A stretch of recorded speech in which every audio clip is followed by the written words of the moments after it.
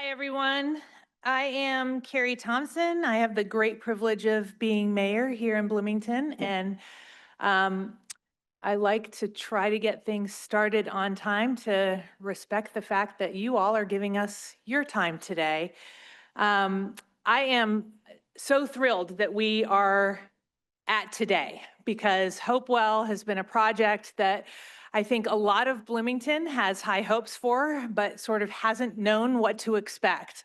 And it certainly was a project that in the last administration took on a big vision and built up a lot of ideas in the master plan.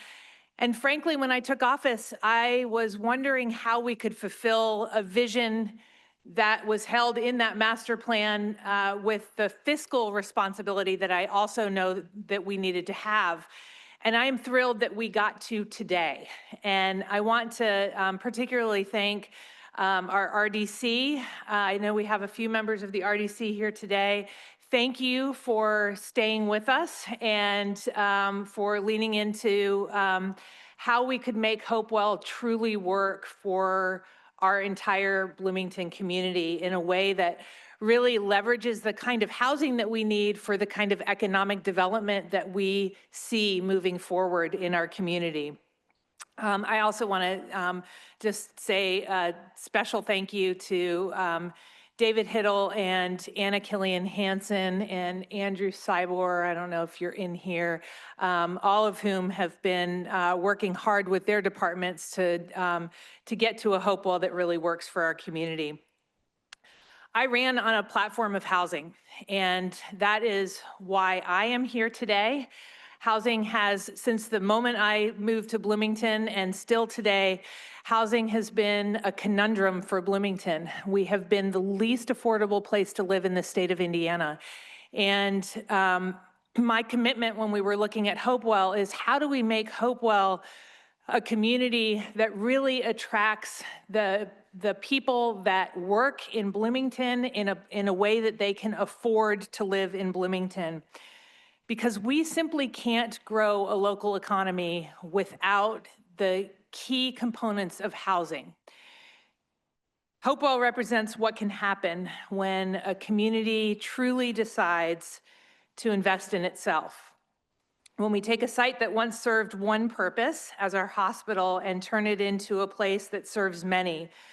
We'll have homes of all shapes and sizes. We'll give you a preview of that in a few minutes.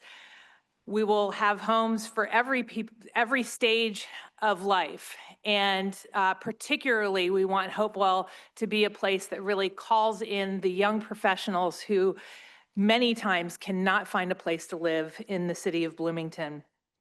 There'll be places where businesses can grow. And of course, we have an incredible park right in Hopewell, as well as two other parks adjacent to Hopewell, which are designed for that community connection that we all need.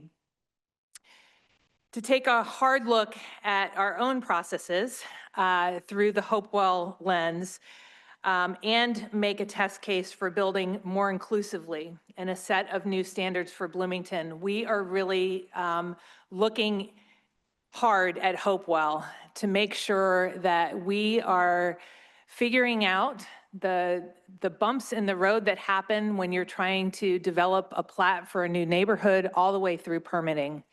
It's my commitment during this term that we will get to a more streamlined permitting process, and we will have a predictable planning process. So people know what they're getting into when they decide to build in Bloomington, because we want this kind of housing in Bloomington, and we want our developers to know transparently what it will take in order to build homes in Bloomington. The city obviously can build a framework to get housing built, but it's the individuals and businesses in this room that will make it real. And one of the driving forces behind how we are pivoting Hopewell for our community is to turn Hopewell into a development that our local builders and developers can invest in, can participate in, and can build for our local folks who are in need of housing. And for those who are at the university now and will be graduating and we want to keep here, for those who are coming to the businesses that we are growing at the Trades District and beyond, we need houses for those people. And Hopewell is the place that we hope our local builders will be creating those homes.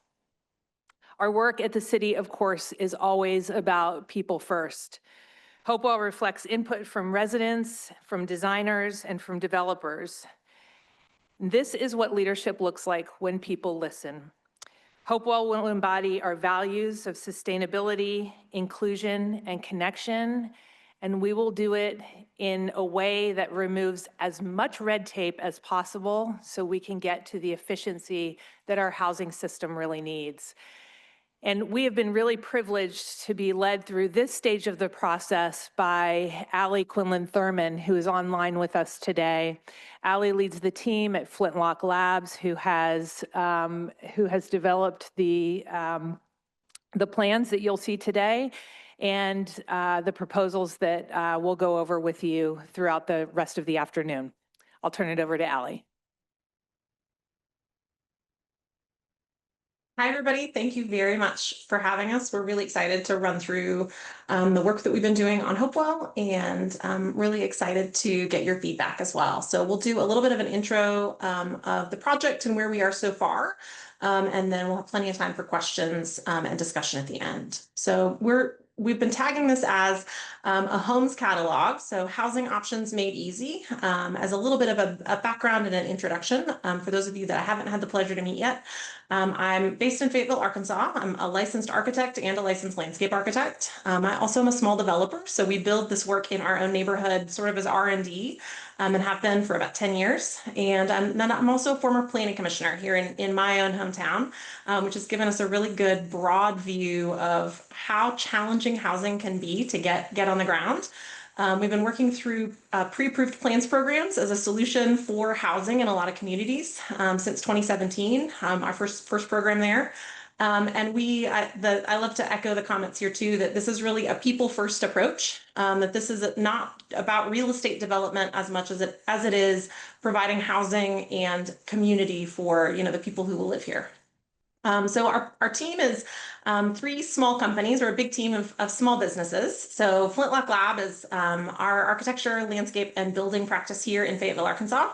The Incremental Development Alliance is a national nonprofit that I'm a longtime faculty member of and have been serving as executive director for a few years. We'll be providing training and capacity building for locals to build these as part of the program. We'll talk about that a little bit more in depth. And then Kronberg Urbanists and Architects is one of our partner companies, another INCDEV faculty member. Eric is also an architect, planner, and small developer in Atlanta. And so we work really aligned and do a lot of these plans programs together because our catalogs give really good breadth of size and approach within the programs. So we've got a team here in Fayetteville. One thing that's been really interesting working through the program here in Bloomington is how similar our cities are. So we're almost exactly the same population, also the home of our state's largest university. We also have a lot of experience really struggling with knowing how to balance the needs of the university and student housing with the needs of year-round residents, and converting those students into year-round residents at graduation. And so we've had a lot of geographic similarities and code similarities too, that we've really been enjoying the experience of working in Bloomington. Kronberg, as I mentioned, is based in Atlanta. They also bring a lot of planning and code support to our team, as that's really their specialty. And then INCDEV is really all about helping locals strengthen their own neighborhoods. INCDEV is a national nonprofit, as I mentioned, that is 10 years old this year. It's trained almost 10,000 small developers nationally and in places like South Bend, one of the longest running places that they've been working. The pre-approved plans program there in South Bend came out of stress tests that were done by INCDEV. And it really is an alliance of practitioners. It's very practicality based and will provide capacity building and really hands-on training from everything from finance to construction detailing, supporting the developers of these houses all the way from start to finish. We are a really diverse team, and part of the reason that we, again, want you to think about that is that this is how many specialties it takes to get even small, simple houses built in communities in the United States these days. building codes, zoning codes, processes, finance. There are a number of reasons that it's really hard to do this kind of work. And so you're not alone in struggling with housing that's the right size, in the right place, at the right price point to be able to support people living the kind of lives that they want to live. This is really hard work, and I want to reinforce that you guys are already really far ahead of most communities that we work in a lot of the work that has been done. And as mentioned, we're still having to calibrate even with all of that good work, and that is a sign of a successful system in our experience. We've never worked someplace that didn't have new things that we needed to take a look at, and really looking at this as a practice of getting closer has been something that we found at least helps people feel better about, we'll never hit perfection. Pre-approved plans programs are something that we've been working on for almost 10 years as a really good framework for getting housing. And while Hopewell is not a full pre-approved citywide program, the way that we might typically see one run, we are really approaching this as delivering fully pre-approved buildings on platted lots with utility connections that are ready to go pull a permit for somebody. We also have been calibrating the program to be able to be rolled into a citywide pre-approved program in the future, which really means that we're trying to calibrate plan selections and dimensions to currently platted lot sizes and standards throughout the city. One of the reasons we really took this approach from the beginning is that even if we build out Hopewell exactly as drawn in our best case scenario, and we've got people moving in, and it is a full win for this one site, we will not have solved the housing crisis. And so we really are trying to do what I think is really a dual mandate here, that we're really championing, that is building Hopewell out and also capacity building locals so that we can build housing long term that is calibrated to Bloomington's need well past the full successful build out of Hopewell. The use of kind of stock plans or standardized plans that get repeated multiple times within neighborhoods has a huge history in the United States. There are many places that have adopted pre-approved catalogs. There are several in Indiana, and it's been interesting too. We've done lots of Indiana work in the last few years. We've worked on regional projects in southern Indiana and the Indiana uplands. We've done developer trainings in Indianapolis last year, and then we've got our long-term work in South Bend we talked about. We're also kicking off one of these programs in Fort Wayne coming up. You guys are doing lots of work statewide. Plans catalogs and Sears kit homes and pattern books, as they were sometimes called, really were the way that most of our historic neighborhoods were built out. And so a lot of these catalogs have a really good history and proven track record of being great ways that we can build neighborhoods full of personality, that are homes that people can really build out and customize through time.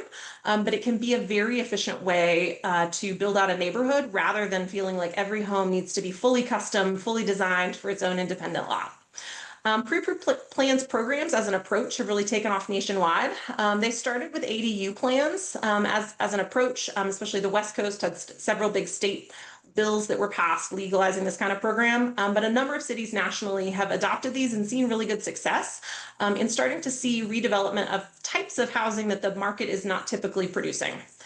So a couple of things that we're trying to do with this kind of program. One of them is expedite development processes. Often this is a really great way that the city is functionally acting as a small developer, taking a project through its own system and flagging friction points that the city can make a decision they are feeling like is adding to the quality you're getting, sometimes is not adding to the quality you're getting. And so it's really common to have sort of a development process, stress test calibration that comes out of this.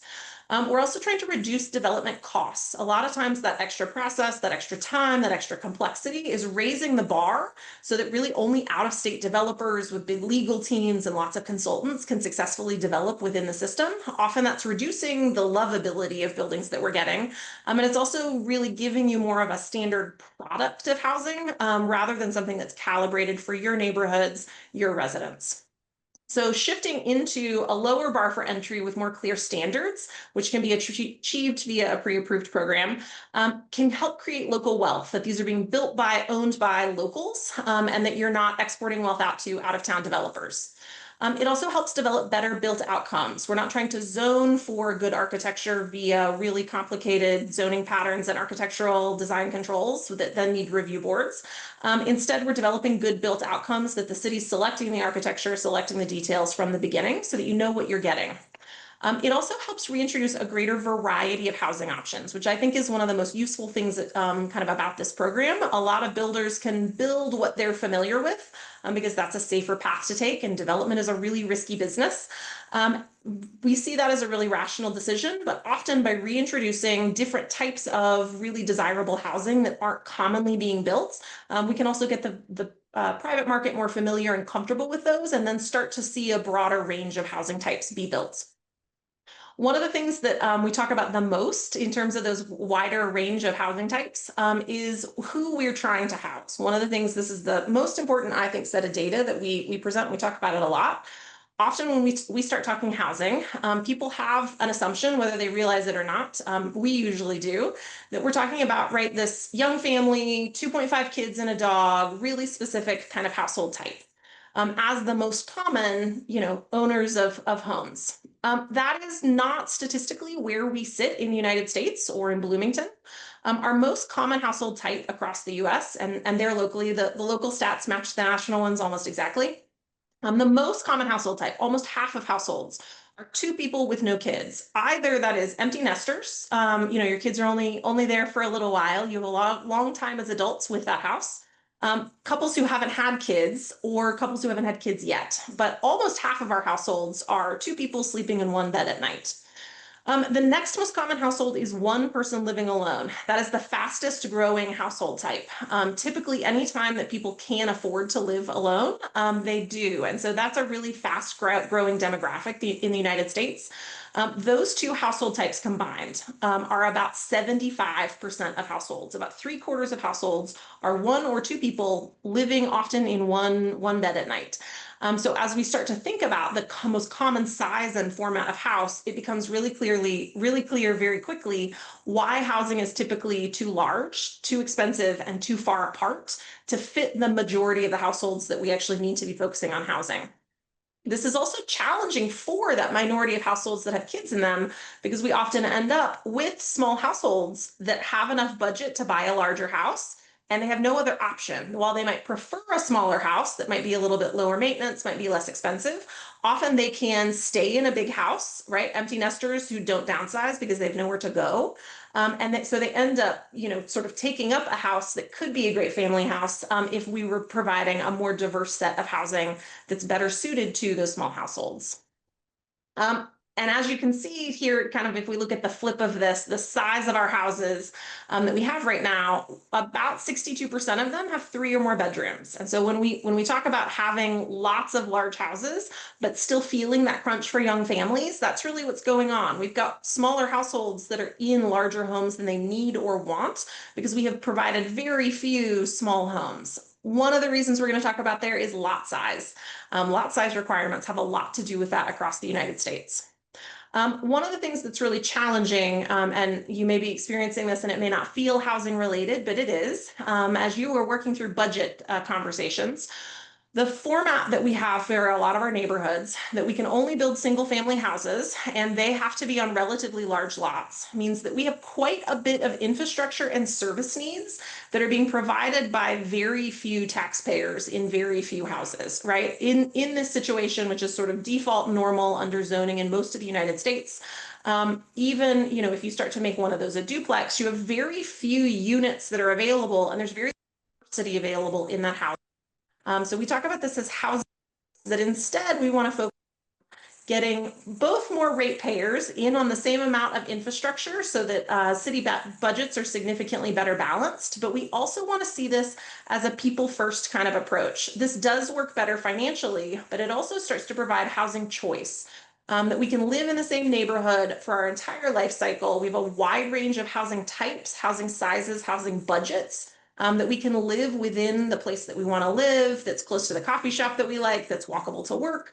And we can live there with neighbors who also have a wide variety of choice within their housing. And so as we start to talk through some of the changes we're going to be making, I want you to think back to kind of this graphic, right? Of if we don't have a wide variety of housing relatively close together, we're both worse off for city budgets. And we also have a number of people that end up pushed to outer edges of town because that's the only place they can find a house. Bloomington is, like many places, and I think more so than many places, really seeing, suffering from popularity and success, right? There's a huge population growth within the city within the last 20 years and projected to continue to grow significantly. As we think about that household size going down, right? Remember how small our average household size is? This is one thing we want to think about too.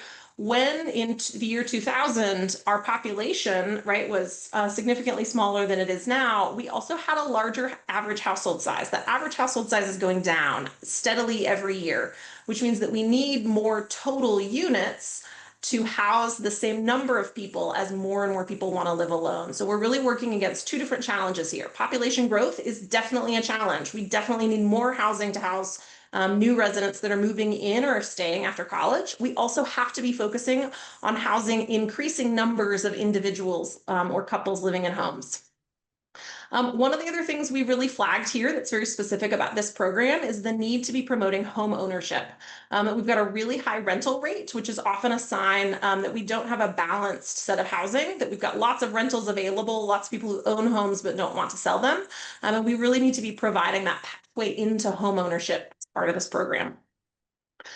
From a cost standpoint, we actually are at a somewhat unusual cost focus. One of the things that we often have found in communities like Bloomington, who do have really successful professionals, is that one of the challenges that we often see too is that when we aren't providing a wide range of price points, we both need hyper affordable, very attainable price points. We do also need some nicer homes. One of the things that we see happen sometimes is that we'll have naturally occurring, is what that's called, naturally occurring existing homes that are relatively affordable by virtue of being smaller and older, not fully improved. In communities that we're not providing the full range of price points, we often also see wealthier professionals purchase small, affordable homes and then renovate them, add on, tear them down, build a large house. And we're losing that attainable housing that we already have, which is very hard to recreate, partially because we're not providing any higher end housing. So I also want to flag in your brains, we do need really attainable housing. There are really good affordability metrics as part of this program. A couple of more expensive models that are great for professionals who are kind of mid-career can also actually help save some of our existing attainable housing. So that diversity of price point is also really important to match the diversity of incomes that we see in Bloomington. As we look at the Hopewell Master Plan, we're here in blocks 9 and 10. And so sort of, settling you in terms of what we're going to be looking at in this first section, we're blocks 9 and 10 down in the southwest corner. And we'll run through a quick case study too of another home catalog that is in process as an example of the calibrations that happen to solve the really specific challenges of any community's individual housing. One of the things that we want to talk about again through this housing choice is the wide variety of what we would call house scaled buildings, that we can get quite a variety of unit types and unit sizes that all play really nicely together. Everything from small missing middle apartment buildings down to really small micro units that hit great affordability metrics. So this is the rough selection of building types that you might see in a catalog that even, this goes up to a 10-plex. There's a 4-plex, 6-plex, and 10-plex in this one, as well as some little micro units, right? So the Daffodil is a 16 by 22 studio unit that is built and sold for sale. So a pretty wide range of unit types. And then another element that you're going to see tucked into here is the need for kind of two things that we'll be talking through as part of this. One of them is small lots. I mentioned lot size is partially what's driving our affordability issues in a lot of the United States. If you think about a rough metric that lots of developers use is that your land cost should be no more than 20% of the total sales value of your eventual house. If you're going to buy a lot, you can't really sell a house on it for less than, right, about 80%, more than that lot cost. So as we start to look at lot sizes, and this is a case study that is done on Kronberg's work, this is an actual built for a nonprofit project in Atlanta originally, but the numbers have been calibrated to Bloomington current year costs. So if we look at our small, 3-bedroom single family home on a normal size lot, we can get to decent AMI. So, your area median income, a person making the average amount of income within your town 100% AMI. So somebody making 130% AMI is someone who is slightly more successful, making slightly more than average. 130 for new construction is actually pretty good metrics. But one of the things that we see here too is the down payments on these can be somewhat limiting. So we can, and in this scheme, they could get to a decent affordability success rate with just a single small family house as an infill. But as we start to see ADUs legalized in lots of communities, we can get down to a really good affordability for the rental of that ADU. But look at how much the down payment of this house has jumped, right? So we're at $25,000 that somebody needs in cash to be able to buy this house. In order to buy an accessory dwelling unit, here's the challenge we found with accessory dwelling units. As somebody who's written a lot of ADU codes and loves ADUs, the challenge is you're buying two houses, in a package of one. There are some people who can afford two houses. There are some people who cannot. So one of the things that we find really impressive is that if we let homeowners split that accessory dwelling unit off and sell it separately, we can capture both the real affordability benefit of the small unit, which is why it's so affordable for rental, is because it's very small. And also we can lower our down payment rate. So, if we can build the ADU, great, we've got another unit, we're housing another resident at an affordable rate, but it's pretty expensive for somebody to be able to buy, which means it's pretty hard to resell. If we can split the lot once and build two more ADUs, we can get that down payment down a little bit, but we're really still paying for both of those houses. And the down payment on these is also really high. We need $50,000 to $70,000 in down payment. So limiting our number of buyers. Although our house then price points, the price to own is pretty attainable, right? We see these affordability rates keep coming down the more houses that we can build. But in our scenario 4 here, where we've allowed these units to all be built and then allowed them to each be split out onto their own lot, we start to see down payments that are down in the $12,000 to $20,000 range, and we're hitting a 70 to 120% AMI for home ownership. So home ownership is also really promoted anytime we can split very small houses out on their own lots. They can be purchased with a regular mortgage from the bank downtown.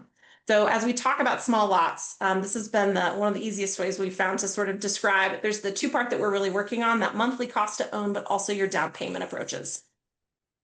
So the approach that we take with this is that we'll have a user-friendly catalog that is, all the details of each home, the overall dimensions, overall price points even, and then also full buildable construction documents that are fully pre-permitted through the city office. And then there's also a program guide to help guide people through how they build, what is exactly the process, who do they call next.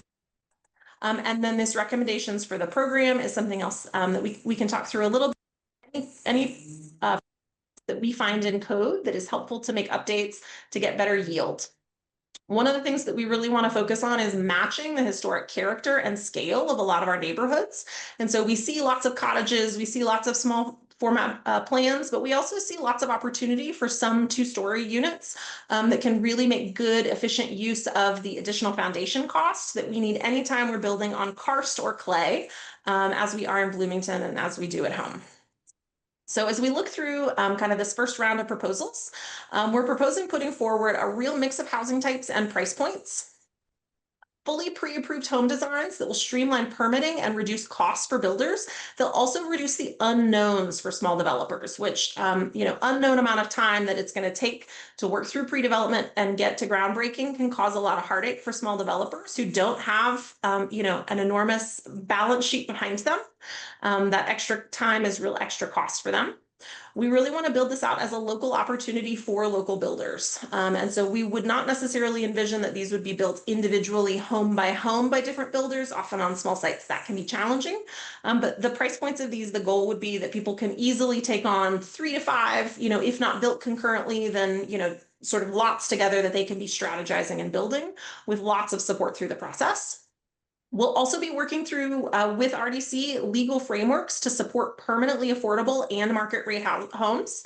There is a challenge with some of these that the first time that we build a home, we often can get to really good affordability metrics.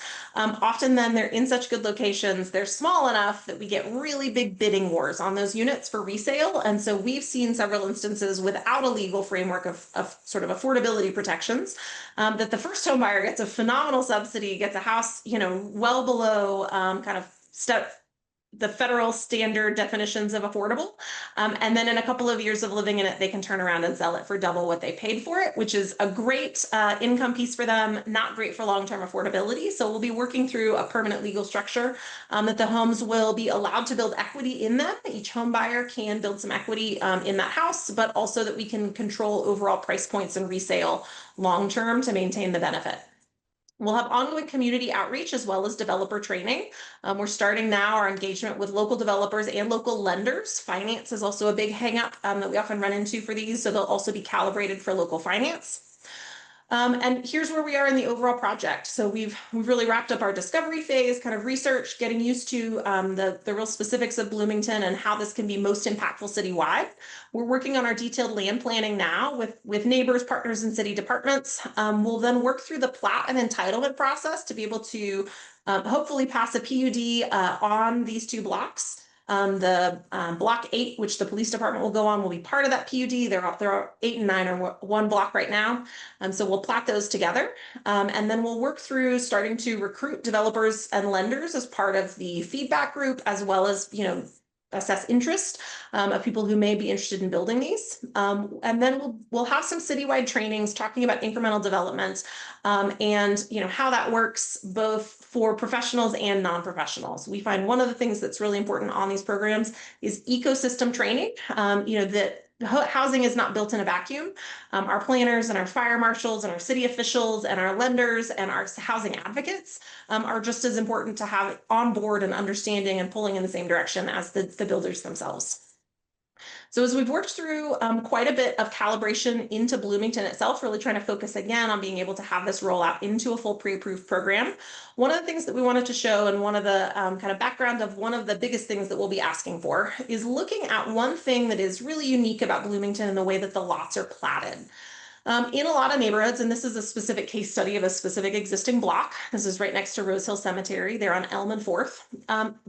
You have many blocks, which this is really interesting. We hadn't seen this before, that have side driveway alleys platted, as well as platted rear unbuilt alleys. So we have lots of unbuilt, what we would call a paper alley. It exists only on paper. It has never been built.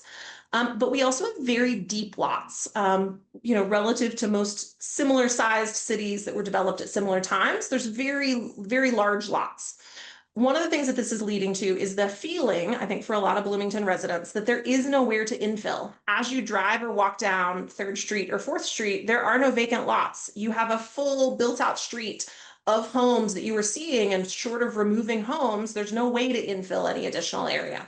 One of the things that we're looking at, though, and have looked at in several communities, is legalizing the ability to use that alley as legal street frontage. That's something that is one of the, probably the last 5 years, one of the most popular code changes that we're seeing.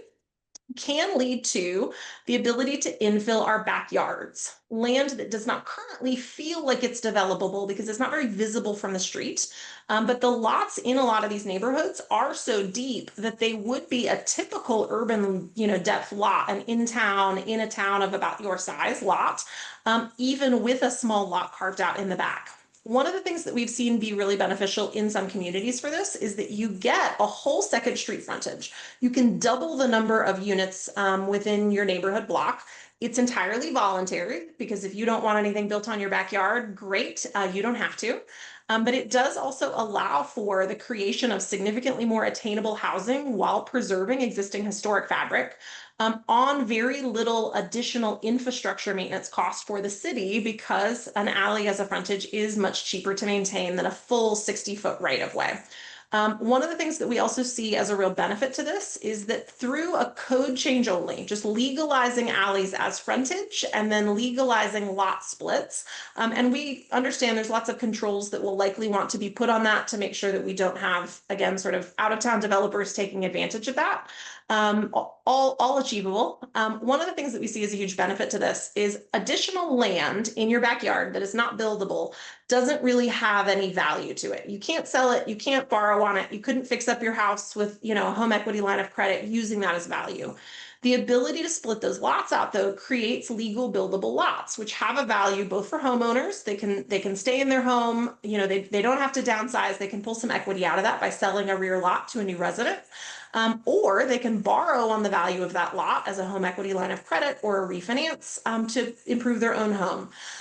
So the rough numbers on these, and we pulled general lot values in Bloomington to run these comps, but just by that one legal code change, allowing alleys as lot frontage, we can create 20 new lots in town in a new neighborhood, 20 new dwelling units if these were all single family cottages. And we've also created almost $1 million in lot value only by allowing those to be legal lots. So one of the things that we'll talk about a lot is alley frontage and small lots throughout our code change recommendations. And as we do some of these things, I think it's helpful to return to what are we trying to achieve?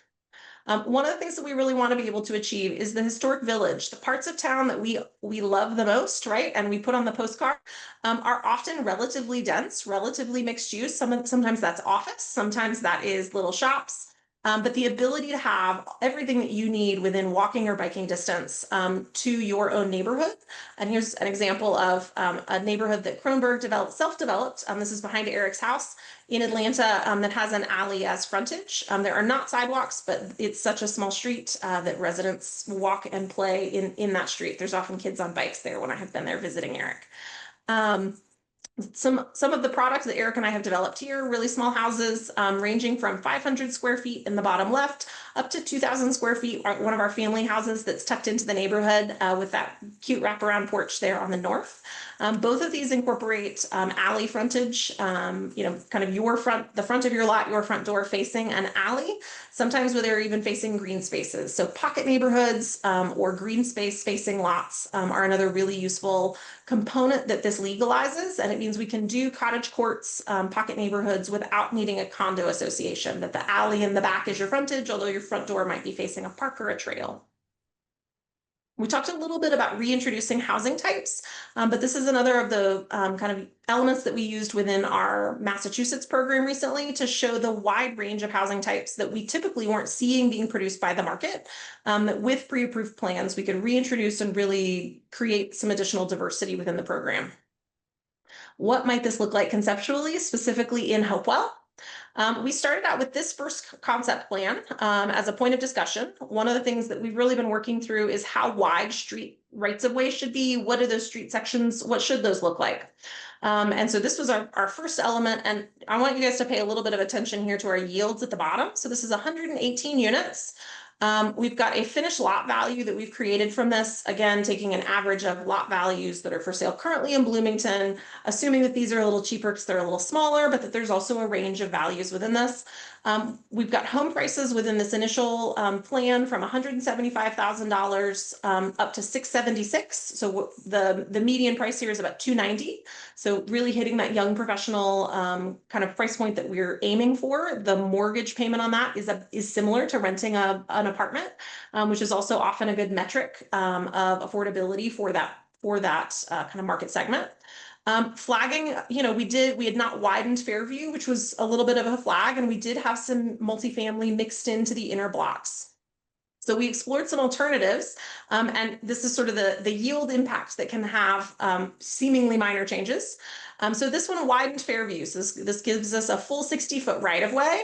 We minimized the number of lots that faced onto an alley directly. So these have an alley rear frontage, but a trail as their front face through an old alley. There's a 12-foot alley easement. So we're using that as a trail easement and then building out a full alley that can be used for fire access and utilities. So this dropped us to 84 homes. So it's about 30% less units. Our finished lot value dropped about 30%.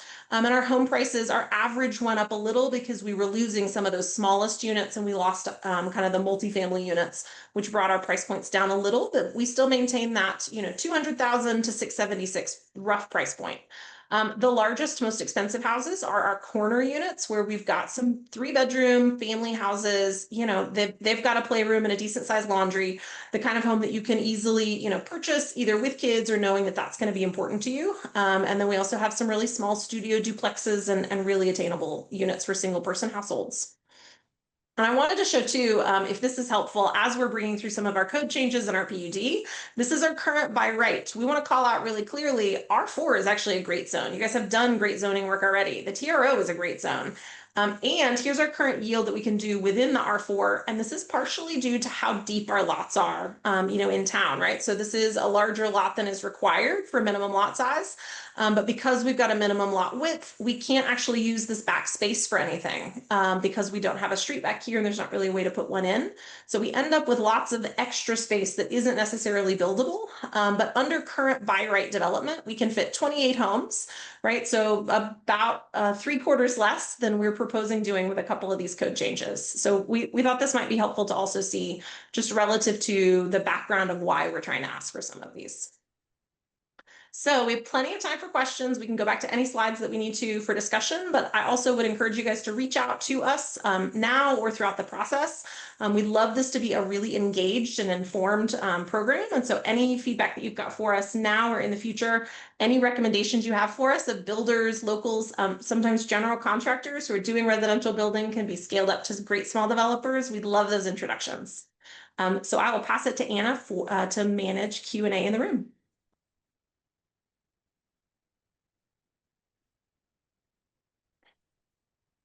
We do not have a great way to mic you all for questions unless you come up to the podium and speak, so people online, and we do have quite a number of them, can hear the question. So can I just ask if you have a question to ask if you come up to the microphone?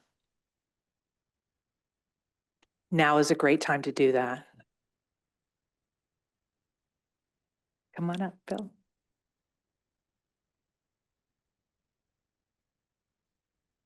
I'll break the ice. I'm Phil Stafford, and you were talking a lot about how many people are living alone these days, and that's a significant demographic change. But much of that demographic change is driven by the aging of our population. Significant amount of that. Something like 1/3 of the population in West Side neighborhoods west of the Beeline Trail are 30% are people. Those people are living alone. Another 30% are people over the age of 50. And so what I was looking for in the presentation was some reference to aging in place through universal design and other kinds of community supports that help people accomplish that. But what I heard was a more transitory environment where people can build up some quick equity and then resell their property, which seems to me would be a detriment if we're trying to also build community with this neighborhood as well. I can hop in and take some ownership of having explained that poorly. There is an accessibility percentage that will be insured in a lot of these. And one of the largest buyer groups that we do see of these homes is seniors who are wanting to stay within their own neighborhood, have lived in the neighborhood for, the majority of their life, are in a larger house than they really want, and would like to be able to downsize but stay within the neighborhood. And so there will be, I think it's likely a minimum of between 30 and 40% of the units that will be fully adaptable for age in place wheelchair accessibility. But there is also a real focus within the program of the ability to have those units be very flexible to a wide range of ages, but that seniors are a really important buyer group. So I apologize for not talking about that nearly enough. Just add on, because now seems like an opportune time, Allie. The population slide that was shown really was where we aspired to be. Several years ago when the master plan was developed, we were aspiring to have population growth. That hasn't happened, actually, perhaps because we don't have enough housing. And we do want people to stay in neighborhoods, obviously, and build that neighborhood connection. And what is happening now is people are staying in homes that are much larger than what they want to stay in. They want to stay in the community, but they may not be able to maintain the home that they have, or may not want to. My family is a great example. We at one time had 5 kids at home. We only have 2 now, and in 3 years we'll have none. So we don't need the same size house. Hopefully in 3 years we'll have none. But we'd love to stay obviously in Bloomington and close to the neighborhood we're in now. And this allows some movement in the market. And right now, there isn't much. Come on up for the next question. Let me also say that if you are online and you have a question, please drop it in the chat or raise your hand. There were two things that jumped out at me regarding the obstacles to this kind of stuff besides zoning, and that's the fire marshal. Currently, we have historic neighborhoods that we all love and we've protected that we are not allowed to build. We have houses off 8-foot alleys currently in these neighborhoods. We're not allowed to do that anymore. So the fire marshal is one obstacle for this regarding infill. How do we get past that? It's a question. And then the second thing is also the fire marshal. And one of those slides you showed is stack the duplex. You can't stack residences anymore without a full fire suppression system. Riser, vault, post-indicator valve, which is outrageously expensive. Yet they're all over our community right now with no fire suppression. So that's my question is how do we go back to the things we love and we're protecting with all of these onerous, egregious codes that really don't really amount to much when it comes to affordability. It just drives up cost. That is an excellent question and something that we really struggle with in a lot of different locations. And I'll give you the two-part answer. Part one is everything that we propose will be fully compliant with current fire codes. So we've got a 20-foot wide fire access route. The alleys are built at 20-foot width for a fire truck. We've got a maximum of 150-foot fire hose pull to, every unit. All of our eaves are below 30 feet in height so that we don't need aerial access, the larger ladder trucks, which has a wider requirement. And then we use a limited amount of attached dwellings. Townhouses are a better, townhouses are sort of the secret hack for fire code right now because the fire separation wall that is horizontal between them. The units are between two vertical walls. You don't have any horizontal separations. It's a cheaper detail to build. It's much easier to get done. Lots of more residential contractors can achieve those details. And so townhouses really help us get the density that we're looking for with achievable fire separations. I will say almost every state that we have done a pre-approved program in, we have ended up really attempting to and sometimes successfully making amendments to the state fire code, depending on your local representation. We have had we've had successful bills in Tennessee, North Carolina, New Hampshire. We took through state bills in Oklahoma and Arkansas last year, which our first time through usually doesn't work. So we got our first ones in. We'll be reintroducing bills there. But advocacy for building code changes is an absolutely critical component of affordable housing because exactly as you're saying, lots of the things that we love and know work and have had in our communities is phenomenal, high value, high desirability housing for 100 years are not legal to build under current building code. And so we see a huge cost to that literally and figuratively in successfully deploying housing in communities. So if you're interested in know a state senator, a state representative, we've got some really good model bills that we'd love to help with.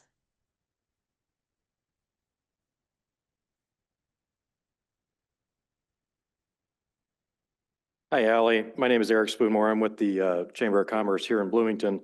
You had mentioned that there was a mechanism, a legal mechanism, I think, that would prevent the potential for large capital gains of people that might sell a house after 2 or 3 years when they first bought it. I'm curious how that works, if there's other communities that are doing that. And then would that be legal to do in Indiana, or is there special legislation that we would need to have in order to make that happen? And then are there any tax implications, property tax revenue implications to that, as we're kind of on a market-based system here in Indiana? Would that limit our ability to generate the necessary tax revenue that we need to provide services? It's a really common mechanism that is becoming mandatory in lots of communities. I'll give some examples of a land trust is often the format that it takes, but you need an entity that is holding kind of the protections. And so functionally what is often happening, whether it's via a land trust or whether it's via another mechanism or another holder of that, is that there's a deed restriction on the home, that there's a right of first refusal that is held by an entity. Sometimes it's the land trust, it could be the RDC, it could be the city. There's a right of first refusal to purchase that home at a pre-agreed upon appreciation rate. If we have a long-term home buyer, this becomes not very important, but the protections are actually there to prevent people from buying the house, sitting in it for a few years, selling it, and then, the house is doubled in price. And so the first right of refusal means that there's an annual pre-agreed upon appreciation that you know that you will get when you're ready to sell your house. When you're ready to sell your house, the holding entity of that protection has a qualified list of home buyers that they can bring in to purchase the house. The house is typically sold then below what the market rate might be. It's generally a capped, right? So in some communities, it's 5% annually. In some communities that have, there are communities that your annual housing appreciation is actually 30%. And so a 10 or 15% cap is actually much, well below market rate, but still a great return. So we're trying to balance that, home buying, especially really affordable units, is an important way that households are growing wealth, especially in our deeply affordable units. And so some equity growth is valuable. You don't want units doubling in value and now they're not affordable anymore. And so it's really trying to balance the needs of the affordability metric and the needs of the home buyer. But that has typically been a mechanism that's really popular and has worked really well and been really maintainable. It also means that the structure of that deed restriction, it's the most popular way to do it because if the entity that's holding that deed restriction is not able to exercise their first right of refusal, the home can then be sold at market rate, which means that you don't really see the same reduction in appraised value or assessed value that you would in more stringent, if it's a deed restricted that you can only sell that house to somebody with a specific income.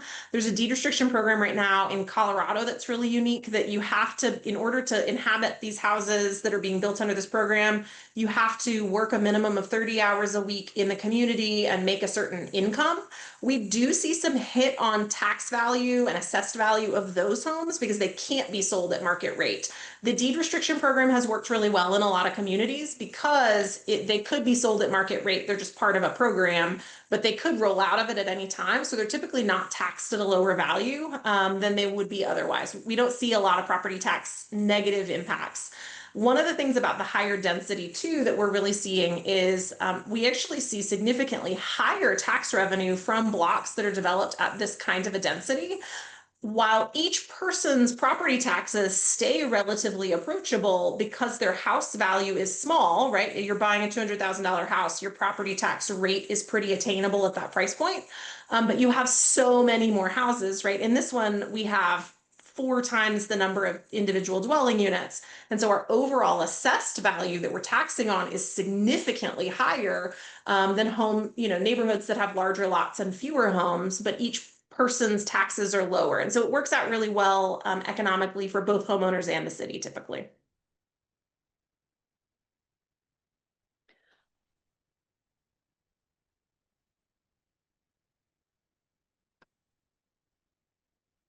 We have a couple of questions online. Let's start first with Mark Fig. I love the idea of changing codes to allow more use in existing neighborhoods. How would you handle very common private restrictions? I'm going to ask Mark too for a clarification on private restrictions. I'm reading and interpreting that as deed restrictions that already exist on the neighborhood. Some subdivisions have restrictions that are, you can only build a house of a certain size, or your lot has to be a certain size that can overrule the city. There can be a wide variety of what people mean from that though too, because there are some neighborhoods that have restrictive covenants that have been struck down in court, as being discriminatory, or there's a wide variety of what we might mean when we say private restrictions. So I'll also ask if possible for a clarification in the remark. I'm just speaking about private restrictions against multiple units on one lot and things of that nature that limit the ideas that densify. Typically, if we are able to get legal lot frontage and you can legally split a lot, then we can sort of, we can still be in compliance with those private restrictions because there is only one dwelling unit per lot. You've just created an additional lot in the back. And so there are a lot of communities where it can't, both things can work. One of the other things that we see as being really important is that not every neighborhood, not every set of neighbors, not every block is going to want to have infill in the back. And so one of the big benefits of legalizing these things is that we're allowing people to do it if they want to. There are no requirements to do so. And so blocks that, or neighborhoods that want to keep the same density, keep the same look, can do so. Thank you. Thank you.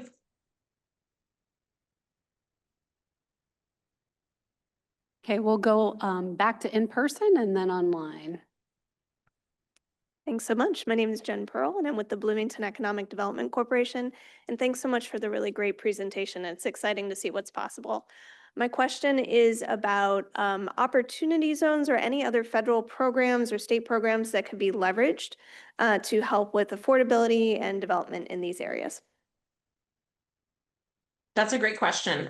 This section of Hopewell, we believe, is in an opportunity zone. And so working through finance with the developers of the program will be something that we're working through. An opportunity zone fund is somewhat complex on a lot by lot element. So that's one of the things that is in our developer lender feedback scope, is to do some exploratory work on whether or not an opportunity zone fund that is over the entire set of 2 blocks could be a great way to have people able to invest in, functionally a rolling construction equity loan that could then be used for multiple small developers within the same within the blocks. So there are several kind of creative financing piece. I know we've got John Zodi from CDFI Friendly on today. We'll be talking CDFI funding too, but there's quite a few creative financing mechanisms that are going to be explored for this to figure out the best way to get these deployed.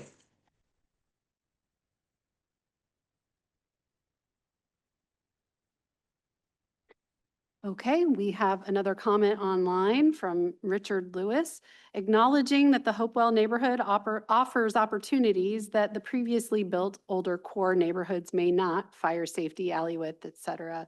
Is there a thought to adjusting the code just to Hopewell for starters as sort of a building lab, and then possibly spreading code changes outward from there that may better reflect the reality of the existing right-of-ways in the older neighborhoods? Is it possible to adopt code changes just to a single area like that?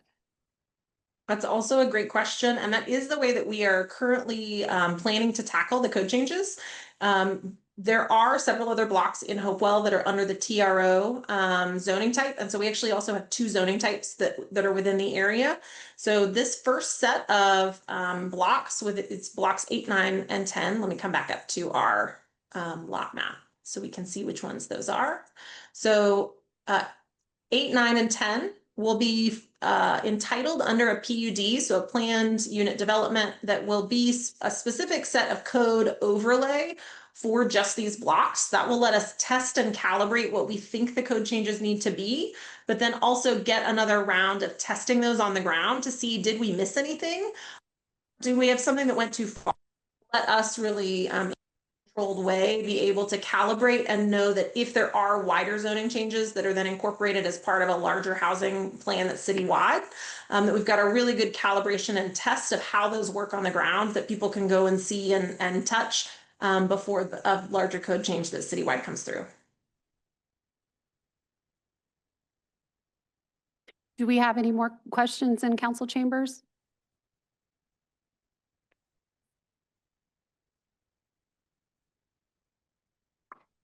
Don Weiler, local builder. Just one comment first. I do agree that buildable lots for new homes at all price points is important. Without that, buildable lots for homes at all price points, including the higher value homes, that will take over affordable homes that then are substantially improved and then become unaffordable. So I will support the comment that Ally made about that. Currently, ADUs in Bloomington are required to have a deed restriction. There's a primary residence deed restriction, and also that the ADUs cannot be sold separate from the primary residence. And in fact, I just read an article today that talked about that specifically, and it referred to that as a poison pill for the development of ADUs. So I guess the question really is, are those restrictions up for consideration in the city of Bloomington? Thank you. I'll pass that answer to the mayor while she comes up to the lectern. I'll weigh in 100% in support that anytime we can sell that ADU separately, man, does it help with affordability. And we're looking at all ways to help affordability, and part of the reason that having owner occupancy tied to an ADU, and one of the strokes of brilliance about Ally's wisdom about the potential to divide these deep lots is that if I want to build an ADU but don't have the cash outright to buy that, to build that ADU, I have to remortgage my entire house to do that. With a lot split, you would be able to get a separate mortgage just to, well, a construction loan converted to a mortgage for that ADU and provide a much more affordable rental product, or potentially an owner-occupied smaller house on that ADU. So it'll be part of our conversation for future potential UDO changes. And I'll really encourage too, while our next question comes up, everybody that has, especially our builders who are in these codes all the time, who have those really specific questions, we would love to hear from you. With those, I'm going to put our emails back up because, you know, you guys are the experienced ones at this code. And if you've got specific problem areas, we'd love to know about it so we can take a look. Phil Staff. I'm sorry, was she done? Yeah. Oh, okay. Phil Stafford again. You make reference to blocks to 8, 9, and 10 recently, and I wondered if you could clarify what this means for the old Bloomington convalescent structure, which has been identified as a possible police station for the city. I'm not fond of that idea, but I think there's some potential for significant, again, senior housing or intergenerational housing in that building with restoration. So I'm just unclear whether that's in your plan or not. I'd be happy to take that question. Currently, the Flintlock scope only includes blocks 9 and 10. Block 8 was excluded from this particular project. However, due to the PUD requirement of having at least 5 acres, we had to include it in all of Hopewell South's PUD consideration for right now. The future use of that building has not been decided by the Redevelopment Commission as of yet, but it is a hopeful site of a potential BPD station.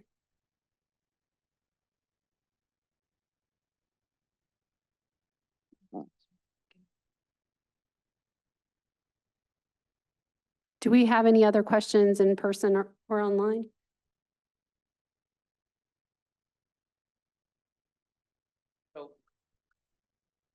There are great studies about lights and sirens for emergency vehicles.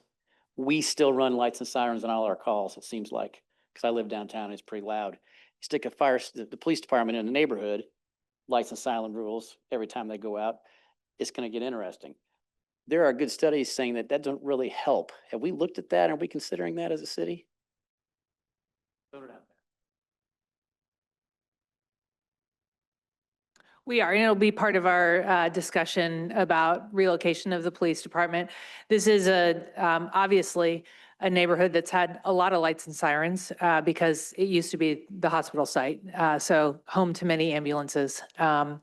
But we've done some workarounds even with the police station where it is now, where they delay turning on those lights and sirens. Other questions here or online?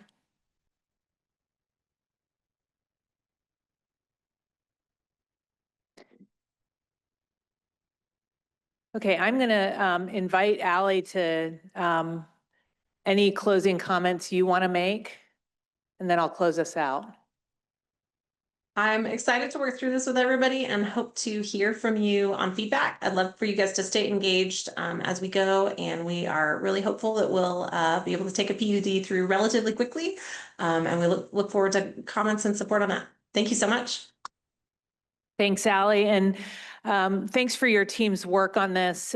This really is a exciting pivot in innovating on housing for Bloomington, and I'm really thrilled with where Ally and her team have led us in collaboration with our city team and much input from folks here on the ground. We will continue to get that input, and if you saw that timeline, you know that we're really hoping to train developers and get this ready to go by June of next year. So that's our timeline. You can expect to see more details as we know them, and we remain open to questions and comments even after the meeting. Thanks so much for spending your time with us this afternoon.